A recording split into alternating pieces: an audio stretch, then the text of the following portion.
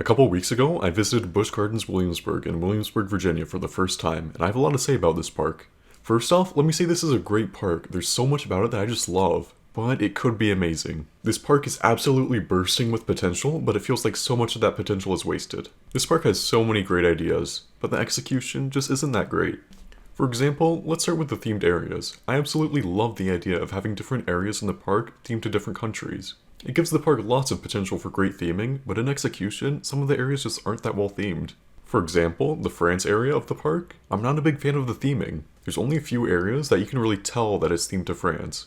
Otherwise, it seems like it's just themed to general Europe. It's an awesome concept, but the execution could be better. This park is just overflowing with potential, but it feels like none of that potential is utilized. I'll get back to that later. Now, let's talk about the rides. Let me just say I love these rides. These are absolutely great rides, and there's not a single bad ride in the park. Now, even though Busch Gardens Williamsburg has some great rides, I still have some issues with some of them. For starters, there were lots of closed rides. Alpengeist, Tempesto, the Rhine River Cruise, and the Sky Ride were just some of the rides that were closed during my visit. Now, Alpengeist was closed to get repainted, so I'll give that one a pass, but the rest weren't. I'm assuming they have a possible staffing issue at Busch Gardens, but I'll get back to that later. Now, when it comes to the rides, there's something really strange about the theming. You'll have some coasters that are very heavily themed, like for Bolton, and then you'll have some like Griffin that aren't themed at all. Honestly, it feels like the majority of the rides have very, very light theming, like Pantheon. I'm not really sure if you could even call that theming, but I'll give it a pass. It's just really off-putting when some spots of the park feel like a theme park and the rest feel like an amusement park. I'd really struggle to call this park a theme park because there's just dead spots where there's no theming whatsoever. I think this is an absolutely beautiful park with amazing landscaping, but I don't consider landscaping theming.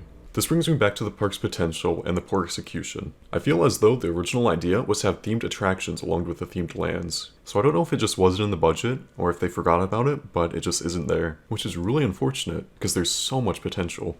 Before I move on to the next topic, I just want to say these are amazing rides for an amusement park. This could be the best amusement park in the world. But in terms of a theme park, these rides just aren't up to par. Nonetheless, they're still lots of fun, and I highly recommend them. Now, let's talk more about the general park experience. Walking around the park, I noticed that a lot of the restaurants were closed, seemingly for no reason. It made the park feel a lot more empty, but that leaves me back to the staffing issues.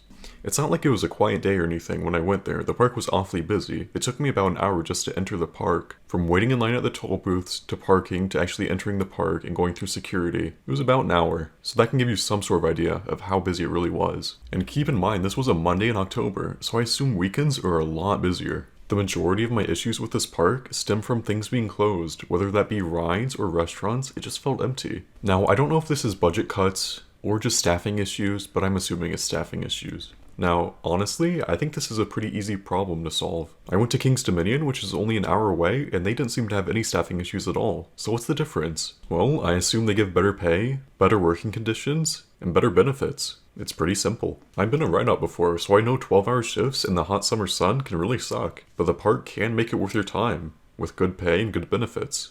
It only took me a Google search to find out that Busch Gardens pays most of their employees $13 an hour. This is far below Cedar Fair's $15 to $20 an hour. When there's King's Dominion only an hour away that pays more money, why would you want to work at Busch Gardens Williamsburg? I think all the park has to do to see a larger workforce is just raise their pay just a tiny bit to match King's Dominion. But nonetheless, that's just speculation. I don't run the park and I can't say for certain if that's their issue. Finally, I want to talk about the park layout. This park layout is just really confusing. I found myself getting lost multiple times.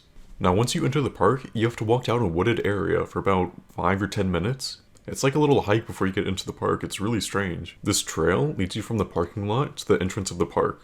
Now, once you enter the park, you're in the England section of the park. There's not really rides or anything in the England section, but there's gift shops and stuff like that. From there, you can go 3 directions: left, straight, or right.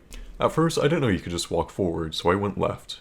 Now, the park layout's essentially just a big circle with a line going through the middle, and it's really confusing to understand where most of the paths lead you. Basically, the park just has a really quirky layout. It was really confusing to me, but I kinda liked it. It was like a little adventure. In summary, Busch Gardens Williamsburg is a great park, but it's not amazing. It has so much wasted potential that I really hope they can capitalize on in the future. It's great, but it could be so amazing. Nonetheless, it's still a great park, and I highly recommend a visit. All the rides are great, there's not a single bad ride there, and it's just a beautiful park. Let me know what you think of Busch Gardens Williamsburg in the comments down below. Like always, thanks for watching, and I'll see you next time.